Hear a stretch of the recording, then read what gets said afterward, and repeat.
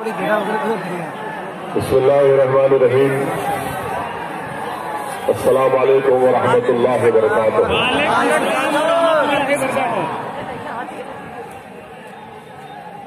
بہار پردیش کے مجلس اتحاد المسلمین کے صدر محترم برادران جناب اختر الایمان صاحب، شین تشریف فرما متعلقہ رکن اسمبلی محترم جناب خبر الہدا صاحب، ہمارے مہمان جناب عبد الرحمان صاحب، جنرل سیکرٹری مجلس اتحاد المسلمین جناب آفتاب صاحب، جوائنٹ سیکرٹری میرے بھائی جناب اشتیاق صاحب، پروفیسر آلوک یادو صاحب، مکھیا راجندر صاحب، محترم جناب منوج کمار بھارتی صاحب، میرے عزیز دوستوں اور بزرگوں، سنویدھان بچاؤ دیش بچاؤ کے عنوان سے آج آپ اور ہم یہاں پر جمع ہوئے ہیں. میں آپ تمام کا دل کی گہرائیوں سے شکریہ ادا کرتا ہوں کہ آپ نے اپنا قیمتی وقت نکال کر آج کے اس احتجاجی جلسے میں شرکت کر کے آپ اور ہم نے اس کالے قانون کے خلاف، جس کو دلی کی مودی حکومت نے اس کو بنایا، جس کی تائید بہار کے مکھیہ منتری وزیر اعلیٰ نتیش کمار نے کی، ہمارا یہاں پر جمع ہونا اس بات کا پیغام دیتے ہیں کہ ہم اس کالے قانون کے خلاف ہیں. بیٹھ جائیے بھائی صاحب، بیٹھ جائیے.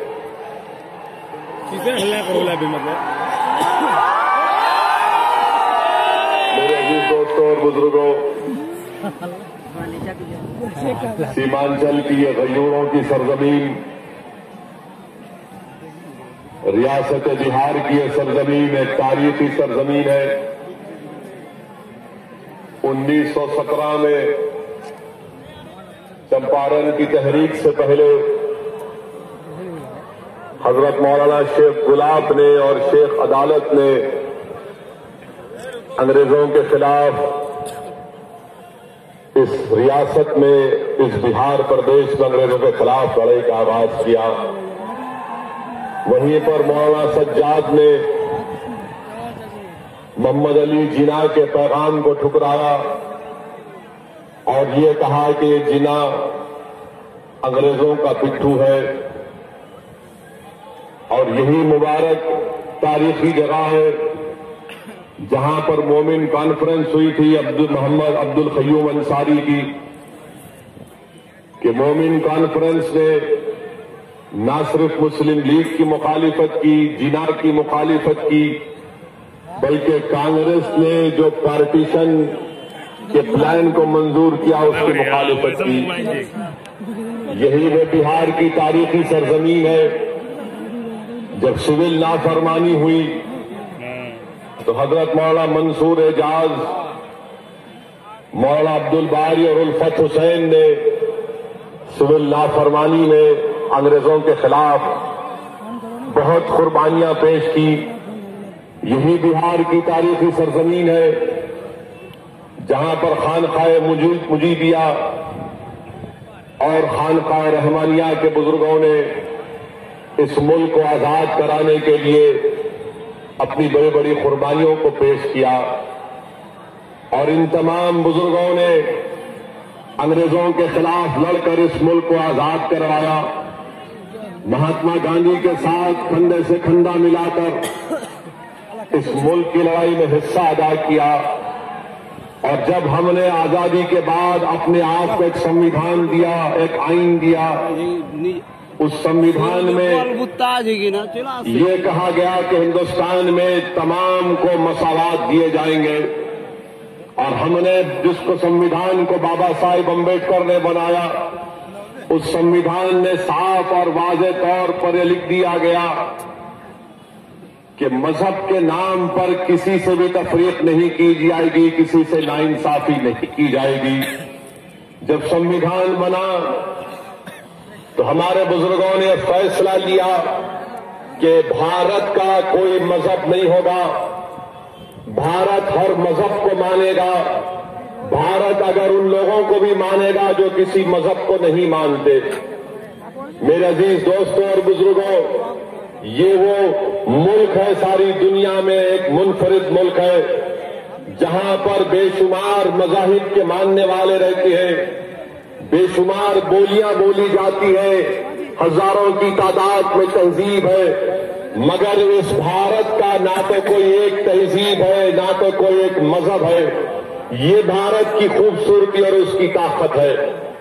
मगर हमारे मुल्क के वजीर आजम ने सिटीजन अमेंडमेंट एक्ट, शहरियत तरमीमी कानून को बनाकर एक ऐसा काला कानून बनाया कि जो काम बाबा साहिब अम्बेडकर ने नहीं सोचा, जो काम नेहरू ने नहीं सोचा, जो काम इस बिहार के राजेंद्र प्रसाद साहब ने नहीं सोचा, वो काम हिंदुस्तान के मौजूदा वजीर आजम नरेंद्र मोदी ने कर दिया कि मजहब की बुनियाद पर मुल्क को चलाने का काम।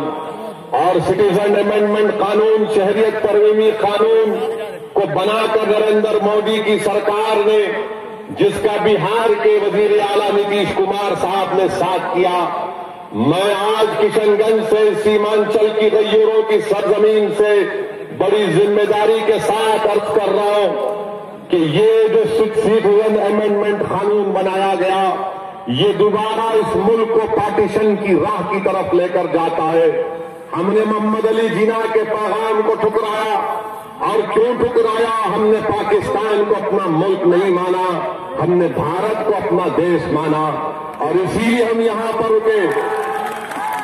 और आज जो हम यहां पर जमा हुए जो एहतजाज कर रहे हैं, याद रखो, मैं बीजेपी और नीतीश कुमार के इन तमाम लोगों से कहना चाह रहा हूं, बल्कि जिनके दिलों में फिरका परस्ती भरी हुई है, मैं तुमसे कहना चाह रहा हूं कि हम यहां पर इसलिए नहीं जमा हुए कि इससे मुसलमान को नुकसान पहुंचेगा।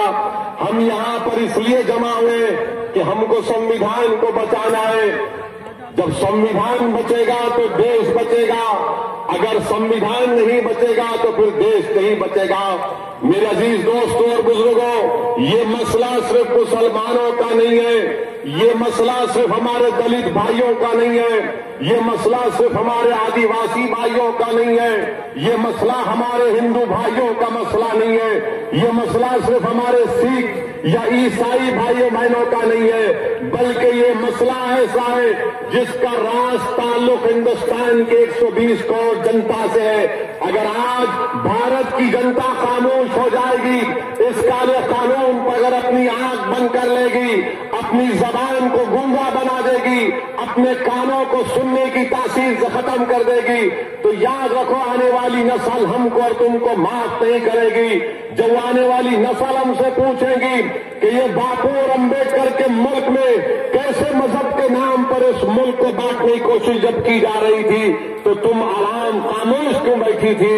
इसीलिए हम यहां पर जमा होकर दुनिया को बता रहे, देश की जनता को बता रहे, नीतीश कुमार को पैगाम दे रहे, हिंदुस्तान के वजीर आजम नरेंद्र मोदी को पैगाम दे रहे कि आपने जो कानून बनाया वो संविधान के खिलाफ है, वो हमारे मुजाहिदीन आजादी के ख्वाबों के खिलाफ है। और हमने अपने आप को आजादी इसलिए ली थी कि इस मुल्क का कोई मजहब नहीं होगा। वजीर आजम नरेंद्र मोदी ने ऐसा कानून बनाया कि सबको शहरियत दी जाएगी सिवाय मुसलमानों को। मैं वजीर आजम से पूछना चाहता हूं, मैं नीतीश कुमार साहब से पूछना चाहता हूं, आखिर आपको मुसलमानों से इतनी नफरत क्यों है? आखिर आपको इतनी नफरत क्यों है मुसलमानों से? कि हमने खून नहीं बहाया इस मुल्क की आजादी के लिए? क्या मौलाना अबुल कलाम आजाद जब मोहम्मद अली जिन्ना से मुलाकात हुई तो मोहम्मद अली जिन्ना ने मौलाना आजाद से वायसराय लॉर्ड वेवल के सामने कहा, जिन्ना ने कहा कि मैं इस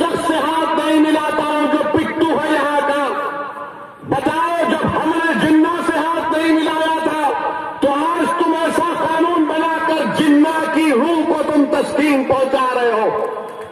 ہم اس خالق قانون کو مسترد کرتے دیش قانون کی بنیاد پر مذہب کی